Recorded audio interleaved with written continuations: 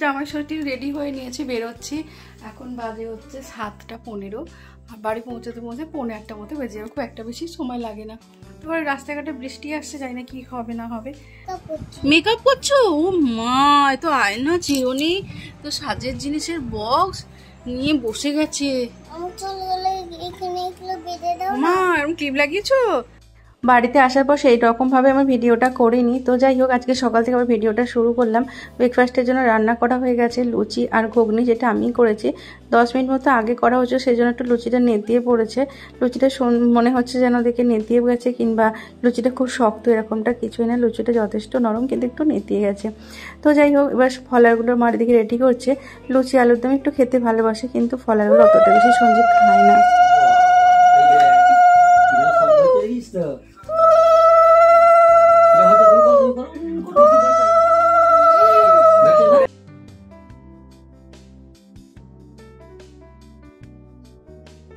জামাই ষষ্ঠীর special lunch menu হচ্ছে মটন কষানো, তো সেটাই চলছে, মটন কষানো।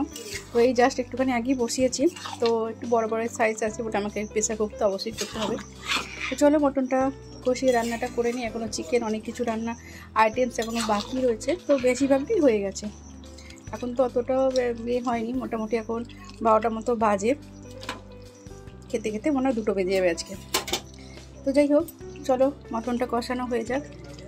খুব সুন্দর গন্ধ ছেড়েছে, যদি তোমাদের পাঠাতে পারতাম গন্ধটা, এটা খুব ভালোই লাগতো। আর জামাই ষষ্ঠী কে কে গেছো অবশ্যই তোমরা জানিও, আর কী কী মেনু ছিল অবশ্যই কিন্তু কমেন্টের মাধ্যমে জানিও। আমাদের সব শেষ হয়ে গেছে, দেখি কী রান্না হয়েছে দেখাচ্ছি। এখানে হচ্ছে পাবদা মাছের সবজি পাবদা, এখানে রয়েছে ভাজাভুজি সব, এখানে চিকেন কষা, এখানে ঢ্যাঁড়স মশলা, এখানে চাটনি, তারপর ডাল, দই কাতলা, আরও সব রয়েছে, চাটনি পাঁপড়, সব পায়েস, এগুলো সব মা বাড়ছে এখন এক এক করে। তো চলো, এখন বাজে হচ্ছে 1:30। এখানে দই কাতলা হয়েছে, চিকেন কষা হয়েছে, মটন হয়েছে। এখানে মটনটা মানিয়ে আসছে, এই দেখো মটনের লাল লাল কষা। অনেকটা চর্বি ছিল, তার জন্য তেলটা বেশি হয়ে গেছে। তো চলো বেরিয়ে একবার দেখাচ্ছি যে কী কী মেনু আছে আমাদের আজকে। রান্নাবান্না শেষ, জামাই ষষ্ঠী স্পেশাল লাঞ্চ মেনু কী কী রয়েছে তোমাদেরকে একবার দেখিয়ে দিই। এখানে রয়েছে দেরাদুন রাইস, এটা প্লেন রাইস, তারপর রয়েছে নোটে শাক বড়ি দিয়ে ভাজা, ঢ্যাঁড়স মশলা, আলু ভাজা, পটল ভাজা, আর রয়েছে পাঁপড় ভাজা।